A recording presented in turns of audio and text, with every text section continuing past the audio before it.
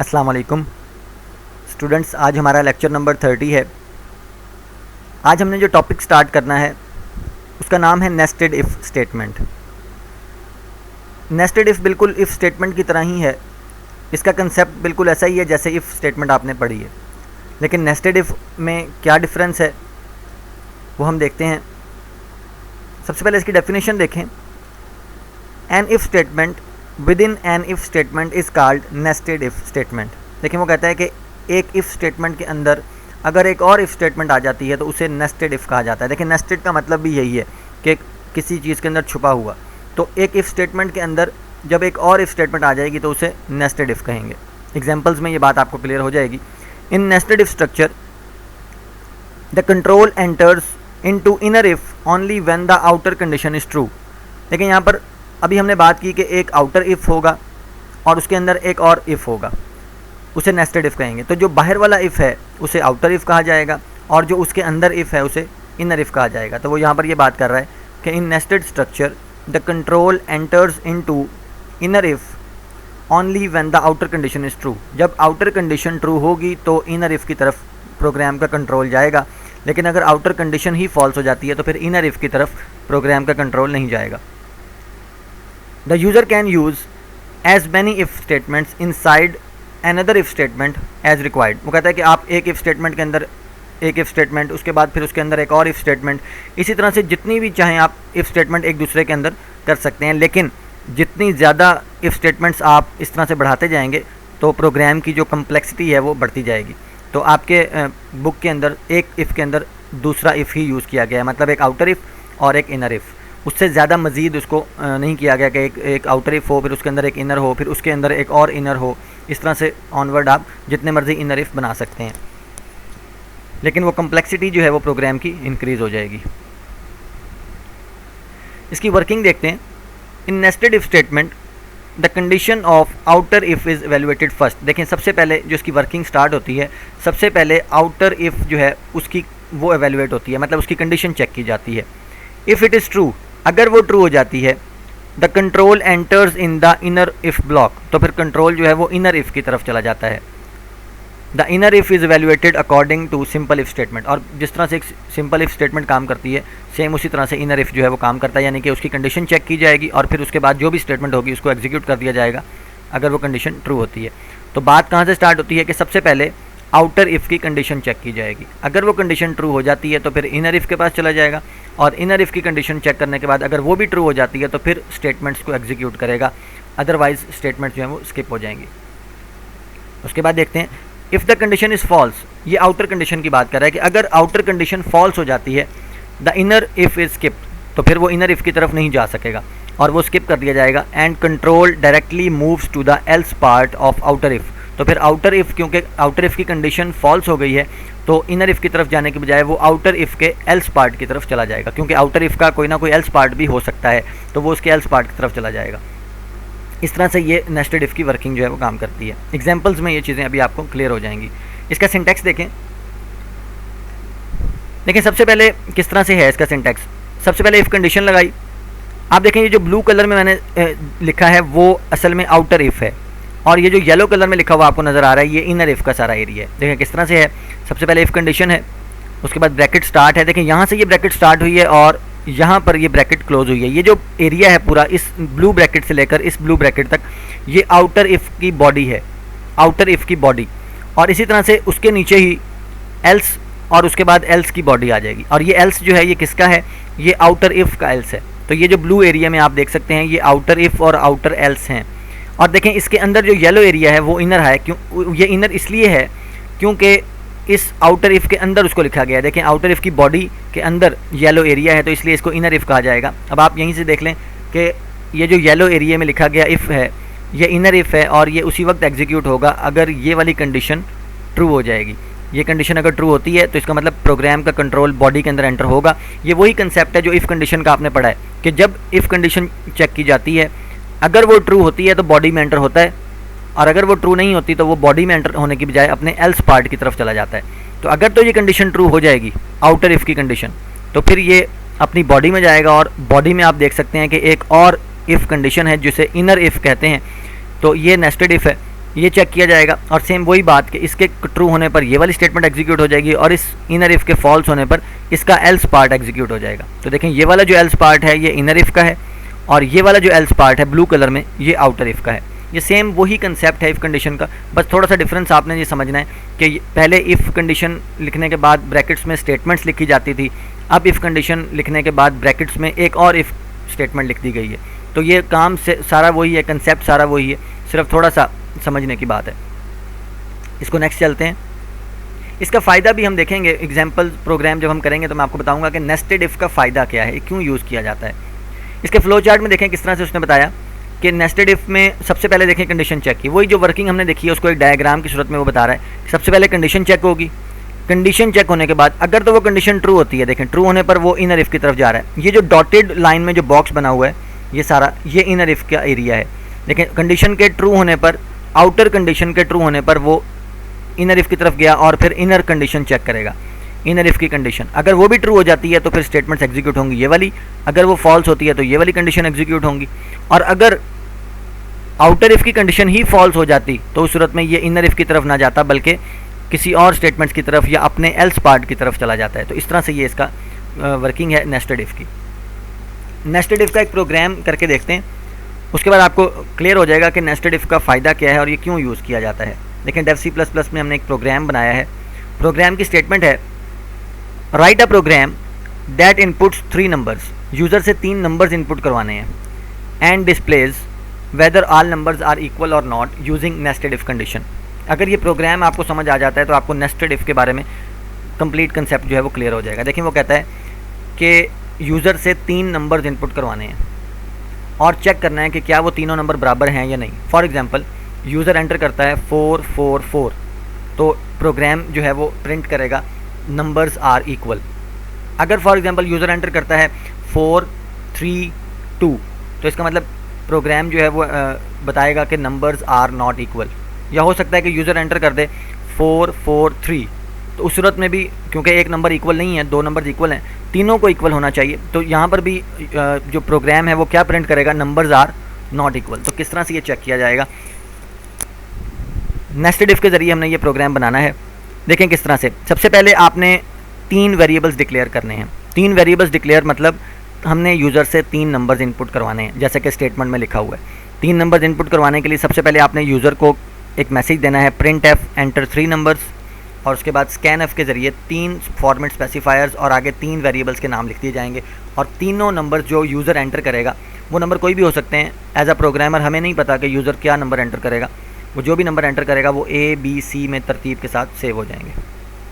उसके बाद प्रोग्राम ने चेक करना है कि वो तीनों नंबर बराबर हैं कि नहीं।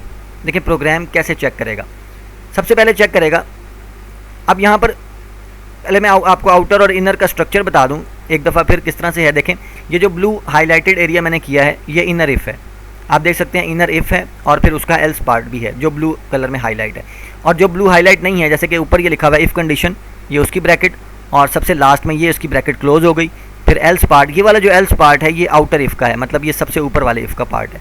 तो इस तरह से ये जो ब्लू हाईलाइटेड है ये इनर इफ़ एल्स है और जो बाहर वाला एरिया इफ़ एल्स वाला बच गया वो आउटर इफ़ है। तो देखें ये जो ब्लू एरिया आपके सामने है ये असल में इनर इफ़ है और आप देख सकते हैं कि ये आउटर इफ़ की बॉडी के अंदर है। मतलब इस ब्लू हाईलाइटेड एरिया उसी वक्त एग्जीक्यूट होगा अगर आउटर कंडीशन ट्रू होती है। अगर आउटर कंडीशन फॉल्स हो जाएगी उस सूरत में ये सारा ब्लू एरिया जो है ये स्किप कर दिया जाएगा और प्रोग्राम का कंट्रोल यहाँ पर एल्स की तरफ आ जाएगा, मतलब ये वाली स्टेटमेंट एग्जीक्यूट हो जाएगी अगर ये वाली कंडीशन फॉल्स हो जाती है। प्रोग्राम का टाइम बचाने के लिए ये काम किया गया है। किस तरह से आप देखें, फॉर एग्जांपल सबसे पहले वो चेक करेगा, तीनों नंबर चेक करने हैं कि कौन सा बराबर है, क्या तीनों नंबर बराबर हैं या नहीं। देखें सबसे पहले चेक करेंगे क्या A और B आपस में बराबर हैं।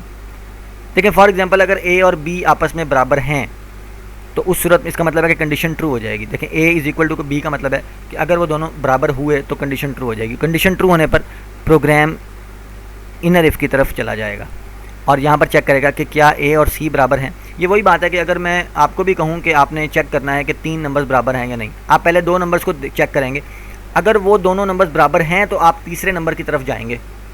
अगर पहले 2 नंबर्स ही बराबर नहीं हैं तो तीसरे नंबर की तरफ जाए बगैर आप मुझे कह सकते हैं कि तीनों नंबर्स बराबर नहीं हैं, क्योंकि जब पहले 2 ही बराबर नहीं हैं तो तीसरा चाहे बराबर हो या ना हो, लेकिन तीनों बराबर नहीं हो सकते क्योंकि पहले दो ही जब बराबर नहीं होंगे। तो ये वही बात है कि देखें, सबसे पहले उसने ए और बी को चेक किया, अगर तो ए और बी बराबर हैं फिर वो ए और सी को भी चेक करेगा, और अगर ए और सी भी बराबर हैं तो ये कंडीशन भी ट्रू हो जाएगी। तो फिर प्रोग्राम प्रिंट करेगा ऑल नंबर्स आर इक्वल। लेकिन हम सपोज कर लेते हैं कि अगर ये वाली कंडीशन तो ट्रू हो जाती है, देखें for example A is equal to B, मतलब पहले दो नंबर चेक किए, दोनों बराबर हैं, और उसके बाद वो इनर इफ़ की तरफ आ गया कंडीशन के ट्रू होने पर, यहाँ पे चेक किया ए इज़ इक्वल टू सी, लेकिन ए और सी बराबर नहीं है, तो उस सूरत में ये इनर इफ़ जो है अपने एल्स पार्ट की तरफ जाएगा। और आपको जैसे पता है कि जब कंडीशन फॉल्स हो जाती है तो एल्स वाला एरिया एग्जीक्यूट करता है, तो ये इनर इफ़ का जो एल्स है वो ये है, तो यहाँ पर ये वाली स्टेटमेंट एग्जीक्यूट हो जाएगी, नंबर्स आर नॉट इक्वल। देखें ए और बी बराबर तो था लेकिन ए और सी बराबर नहीं है, तो उस सूरत में ये वाला एरिया जो एग्जीक्यूट हो जाएगा और प्रोग्राम जो है वो एंड हो जाएगा।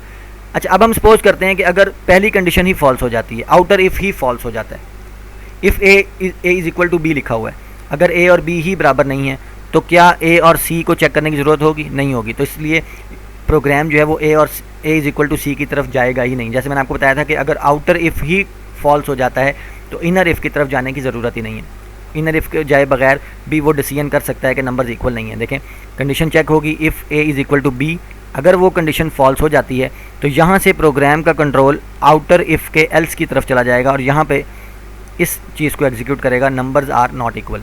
देखें उसने इस चीज़ को एग्जीक्यूट किए बगैर ये बात डिसाइड कर दी कि नंबर्स जो हैं वो बराबर नहीं है। क्यों नहीं है? अभी मैंने आपको बताया कि अगर ए और बी ही बराबर नहीं है तो फिर ए को सी के साथ भी चेक करने की ज़रूरत नहीं है, और यूज़र और प्रोग्राम जो है वो उसको चेक नहीं करेगा, बल्कि ए और बी को चेक करने के बाद ही डिसीजन दे देगा कि नंबर्स इक्वल नहीं है कंडीशन के फॉल्स होने पर। वर्किंग सेम ऐसा ही है जैसे आप इफ़ एल्स में पढ़ चुके हैं कि अगर इफ़ कंडीशन फॉल्स हो जाती है तो एल्स पार्ट जो है वो एग्जीक्यूट हो जाता है, अगर इफ़ कंडीशन ट्रू हो जाती है तो इफ़ वाला जो स्टेटमेंट्स हैं वो एग्जीक्यूट हो जाती हैं। तो ये सेम इस तरह से आपने इसको प्रोग्राम को ट्राई करना है। कल हम इसकी मज़ीद एग्जांपल्स भी करके देखेंगे कि किस तरह से ये प्रोग्राम एग्जीक्यूट करते हैं। थोड़ी सी जो इसका कंसेप्ट है वो सिर्फ इतना ही है कि प्रोग्राम का टाइम बचाने के लिए ये काम किया गया है। फॉर एग्जांपल अगर हम इस प्रोग्राम को नेस्टेड इफ़ के ज़रिए ना बनाते तो ए और बी को भी चेक किया जाता, और अगर ए और बी बराबर नहीं भी हैं उसके बावजूद ए और सी को भी चेक किया जाता। हालांकि ए और सी को चेक करना टाइम वेस्टिंग है, ए और सी को भी चेक किया जाता, फिर डिसीजन लिया जाता कि तीनों नंबर्स इक्वल नहीं है। लेकिन यहाँ पर ऐसा नहीं किया गया, यहाँ पर उसने ए और बी को चेक किया, अगर ए और बी बराबर नहीं है तो वो डिसीजन ले लेगा कि नंबर्स आर नॉट इक्वल। यहाँ पर वो ए और सी को चेक करके अपना टाइम वेस्ट नहीं कर रहा। तो इसलिए टाइम वेस्टिंग से बचने के लिए नेस्टेड इफ़ का इस्तेमाल भी किया जाता है। उसके बाद एक छोटी सी यहाँ पे एक पॉइंट है छोटा सा, compare nested if with sequence of if statements. ये वही बात जो मैंने आपको भी बताई है कि अगर वो कहता है कि अगर आप नेस्टेड इफ़ की जगह सीक्वेंस ऑफ इफ़ स्टेटमेंट्स लगा दें, मतलब इफ़ कंडीशन लगा दें, फिर उसके बाद एक अलहदा से एक और इफ़ कंडीशन लगा दें, उस सूरत में इन दोनों में फ़र्क क्या होगा? वो कहता है कि the sequence of if statements is simpler than nested if. Nested if से इफ़ जो है वो सिंपल तो है, मतलब अगर आप सीक्वेंस ऑफ इफ़ लगा देते हैं, मतलब 2-3 इफ़ स्टेटमेंट्स लगा देते हैं बजाय इसके कि नेस्टेड करने के उसको, तो इफ़ सीक्वेंस ऑफ इफ़ जो है वो ज़्यादा आसान है। The beginners usually prefer to use sequence of if. जो बिगनर्स हैं, जो प्रोग्रामर्स हैं, वो ज़्यादातर नेस्टेड इफ़ को इग्नोर करते हैं क्योंकि थोड़ा सा मुश्किल है, वो सीक्वेंस ऑफ इफ़ स्टेटमेंट्स के ज़रिए ही अपना काम कर लेते हैं। लेकिन it is sometimes useful to use of nested if. लेकिन वो कहता है कि नेस्टेड इफ़ को इस्तेमाल करना ज़्यादा बेहतर हो सकता है क्योंकि टाइम जो है हमारा बच जाता है नेस्टेड इफ़ के ज़रिए। तो अगर आप इसको सीख जाते हैं नेस्टेड इफ़ को, तो नेस्टेड इफ़ इस्तेमाल करना ज़्यादा यूज़फुल हो सकता है। इन नेस्टेड इफ़, अब वो इन दोनों में डिफरेंस है क्या? देखिए वो कहता है in nested if statement the remaining conditions are skipped when the control reaches a logical decision. देखिए वो कहता है कि जब नेस्टेड इफ़ के अंदर जब हमें एक रिज़ल्ट मिल जाता है ना, तो बाकी तमाम स्टेटमेंट्स को या तमाम कंडीशंस को स्किप कर दिया जाता है, उनको चेक ही नहीं किया जाता, टाइम वेस्ट नहीं किया जाता अगर आप किसी भी एक डिसीजन की तरफ पहुंच जाते हैं। लेकिन सीक्वेंस ऑफ इफ़ के अंदर वो ऐसा नहीं करता। सीक्वेंस ऑफ इफ़ के अंदर अगर उसको पहले इफ़ कंडीशन के अंदर भी अपना जवाब मिल गया है, उसके बावजूद वो बाकी तमाम कंडीशंस को चेक करेगा, हालांकि बाकी तमाम कंडीशंस ने फॉल्स ही होना है। पहली कंडीशन अगर ट्रू हो गई है और बाकी ने फॉल्स ही होना है तो उसको चेक करने की ज़रूरत नहीं है। लेकिन सीक्वेंस ऑफ इफ़ जो है या इफ़ स्टेटमेंट्स की जो तरतीब है वो उसमें क्या करेगा कि वो तमाम फॉल्स कंडीशंस को भी चेक करेगा, हालांकि उसको फर्स्ट टाइम ही कंडीशन ट्रू मिल गई है। तो इस तरह से इन दोनों में फ़र्क है, टाइम बचाता है नेस्टेड इफ़ जो है। ये वही बात जो मैंने आपको अभी प्रोग्राम में बताई है कि यहाँ पर अगर उसको एक डिसीजन मिल गया, देखें हमने डिसाइड ये करना था कि तीनों नंबर्स बराबर हैं या नहीं। तो अगर ए और बी को चेक करने से आपको पता लग गया है कि ए और बी बराबर नहीं है, तो आप ये बात डिसाइड कर सकते हैं कि तीनों नंबर्स भी बराबर नहीं है, क्योंकि जब ए और बी ही बराबर नहीं है तो तीनों कैसे बराबर हो सकते हैं। तो यहाँ से आप फौरी तौर पर डिसीजन ले सकते हैं कि नंबर्स आर नॉट इक्वल। आपको ए और सी को चेक करने की ज़रूरत ही नहीं है। और प्रोग्राम यहाँ पर देखें नेस्टेड इफ से बनाया गया है, तो यहाँ पर ये ए और सी की तरफ जाएगा ही नहीं। अगर ये कंडीशन फॉल्स होगी तो यहाँ से ये सीधा एल्स पार्ट की तरफ आएगा और ये स्टेटमेंट एग्जीक्यूट कर देगा। हम इस प्रोग्राम को एग्जीक्यूट करके देख लेते हैं एक दफ़ा कि किस तरह से ये काम करता है। देखें 3 नंबर्स मांगे जा रहे हैं, एंटर 3 नंबर। फॉर एग्जांपल मैं पहले एंटर करता हूँ 20, सेकंड नंबर एंटर करता हूँ 30 और फिर एंटर करता हूँ 10। देखें वो क्या कहते हैं, नंबर्स आर नॉट इक्वल। उसने हमें चेक करके बता दिया कि तीनों नंबर बराबर नहीं है। इस तरह से अगर मैं इक्वल नंबर्स एंटर करके देखता हूँ उस सूरत में क्या रिज़ल्ट आता है। देखें फॉर एग्जांपल 20, दूसरा नंबर 22, फॉर एग्जांपल तीसरा नंबर भी हम 22 करते हैं। देखें यहाँ पर 2 नंबर इक्वल हैं, तीसरा इक्वल नहीं है, तो उस सूरत में क्या आंसर देगा, नंबर्स आर नॉट इक्वल। यहाँ भी कह रहा है कि तीनों नंबर्स बराबर नहीं है, क्योंकि 2 तो बराबर हैं लेकिन तीसरा बराबर नहीं है। और लेकिन अगर तीनों नंबर्स इक्वल होंगे, देखें फॉर एग्जांपल हम वो भी एक ट्राई कर लेते हैं, तो उस सूरत में प्रोग्राम क्या आंसर देगा। फॉर एग्जांपल पहला 30 है, दूसरा 30 है, तीसरा भी 30 है। तो देखें यहाँ पर आएगा ऑल नंबर्स आर इक्वल, तो ये मैसेज आएगा ऑल नंबर्स आर इक्वल। तो इसने यहाँ से चेक किया है प्रोग्राम्स के ज़रिए कि किस तरह से ये नंबर्स इक्वल हो सकते हैं और नहीं। ये प्रोग्राम्स आप ट्राई करें। बुक में और भी एग्जांपल्स आपके गिवन हैं। कल हम इन एग्जांपल्स जो आपकी बुक में हैं उनको मज़ीद ट्राई करेंगे ताकि इसका कंसेप्ट आपको मज़ीद क्लियर हो सके। आज का लेक्चर इतना ही है। जज़ाकल्लाह।